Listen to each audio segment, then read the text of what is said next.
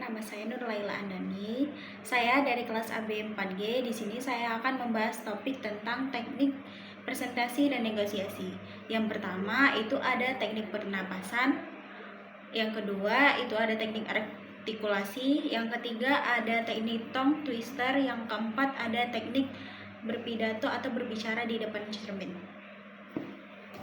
Baiklah, di sini saya akan membahas topik yang pertama yaitu teknik pernapasan. Teknik pernapasan ini biasanya dipakai ketika orang mengalami gugup atau cemas ketika dia berbicara di depan publik. Adapun teknik pernapasan ini bisa dilakukan dengan teknik 7, 4, 8. 7 detik kita menarik nafas, 4 detik kita menahannya, dan 8 detik kita mengeluarkan nafas tersebut. Baiklah, di sini saya akan mulai mempraktekkan teknik 748.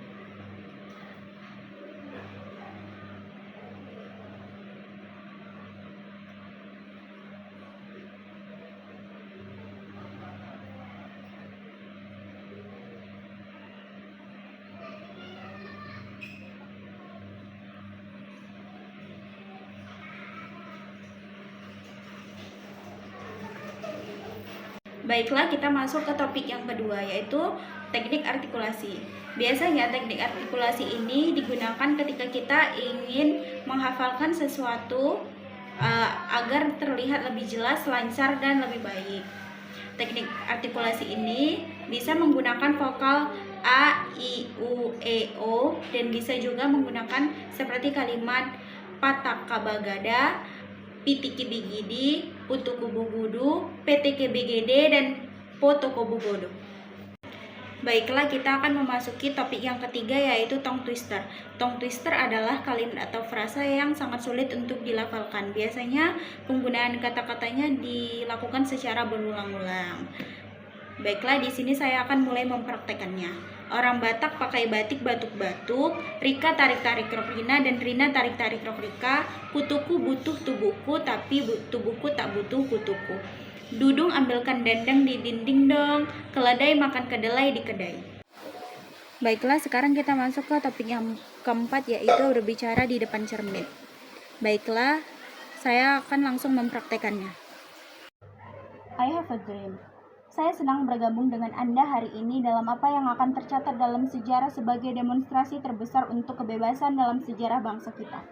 5 skor tahun yang lalu, seorang Amerika yang hebat, yang dalam bayangan simbolisnya kita berdiri hari ini, menandatangani proklamasi emansipasi.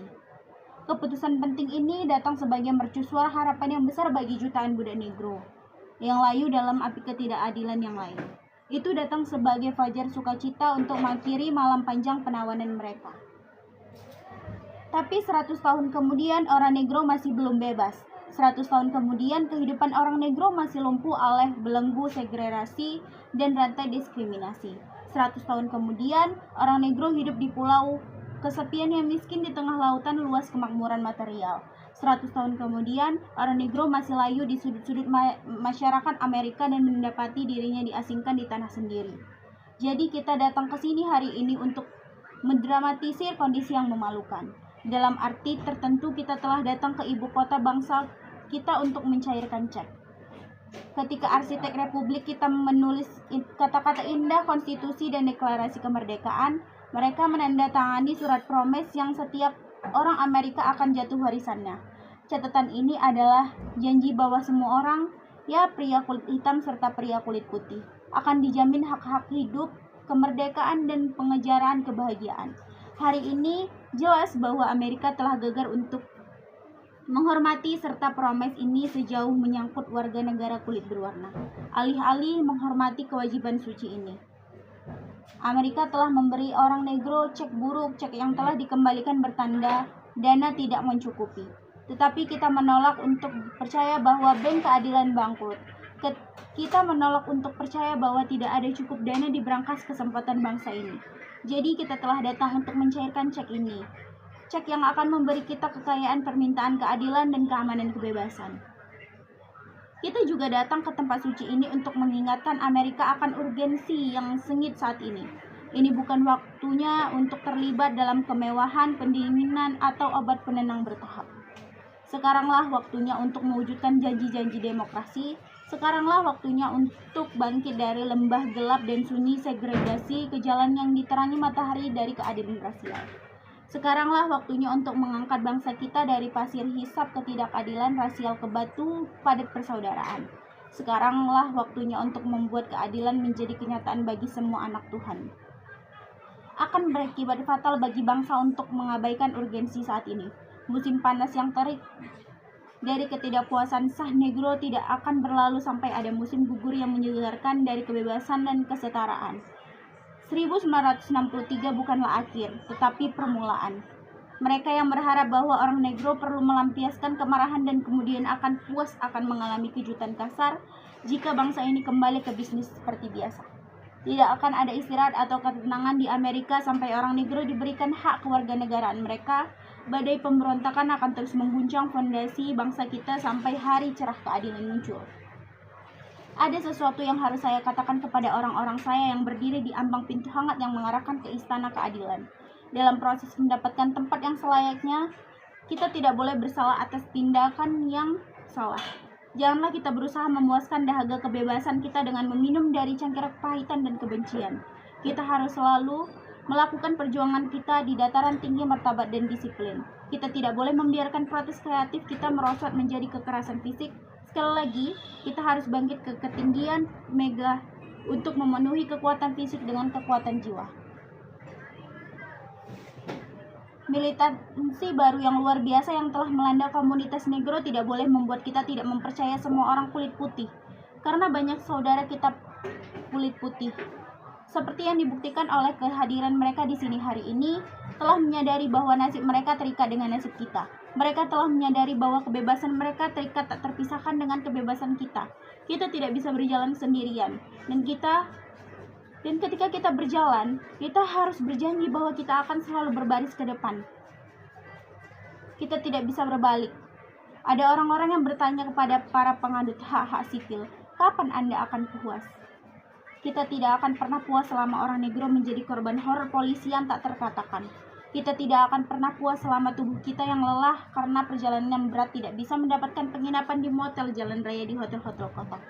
Kita tidak akan pernah puas selama mobilitas dasar orang Negro adalah dari ghetto yang lebih kecil ke yang lebih besar. Kita tidak akan pernah puas selama anak-anak kita dilucuti dari harga diri mereka oleh tanda-tanda yang merampas hanya untuk orang kulit putih. Kita tidak akan pernah puas selama orang Negro di Mississippi tidak dapat memilih dan seorang Negro di New York percaya dia tidak memiliki apapun untuk dipilih. Tidak.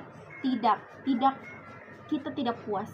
Dan kita tidak akan puas sampai keadilan mengalir seperti air dan kebenaran seperti aliran yang deras.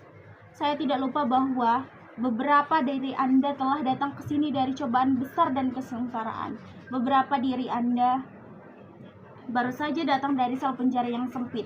Beberapa dari Anda telah datang dari daerah-daerah dimanapun. Upaya Anda untuk kebebasan telah membuat Anda babak belur oleh badai penganiayaan dan terhuyung-huyung oleh angin kekejaman polisi. Anda telah menjadi veteran penderitaan kreatif. Teruslah bekerja dengan keyakinan bahwa penderitaan yang tidak pantas bersifat penebusan. Kembalilah ke Mississippi, kembalilah ke Alabama, kembalilah ke South Carolina, kembalilah ke Georgia, kembalilah ke Louisiana, kembalilah ke daerah kumuh dan ghetto di kota-kota utara kita.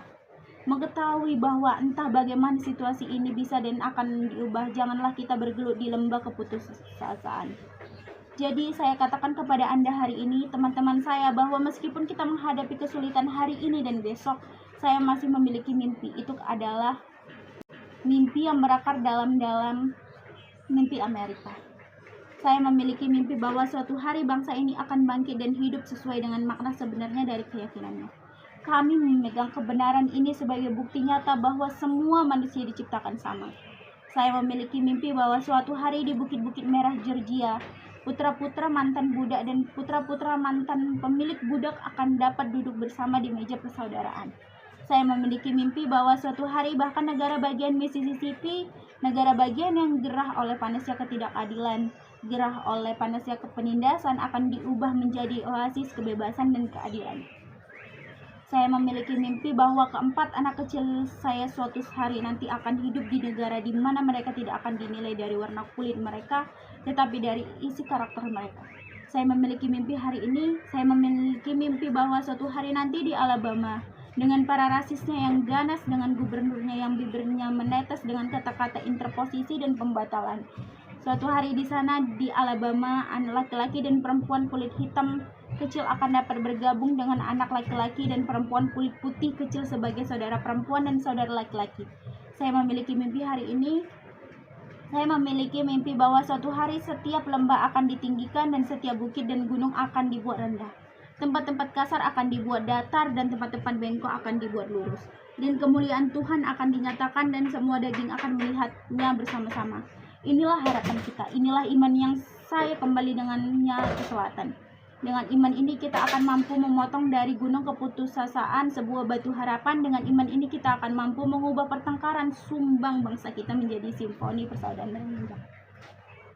Dengan iman ini kita akan mampu bekerja bersama, berdoa bersama, berjuang bersama, pergi ke penjara bersama, berdiri bersama untuk kebebasan, mengetahui bahwa suatu hari kita akan bebas. Dan ini akan menjadi hari ini akan menjadi hari ketika semua anak Tuhan akan dapat bernyanyi dengan makna baru.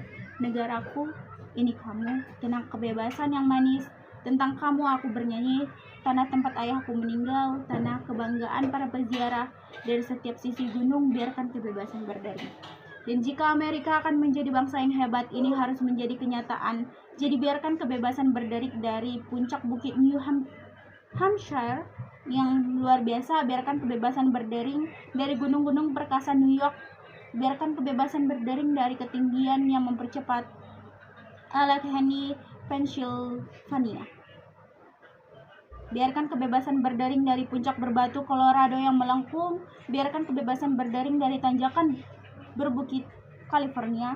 Tetapi tidak hanya itu, biarkan kebebasan berdering dari Stone Mountain of Georgia, biarkan kebebasan berdering dari Lookout Mountain, Tennessee, biarkan kebebasan berdering dari setiap bukit gundukan mulai Hill Mississippi dari setiap sisi. Terima kasih.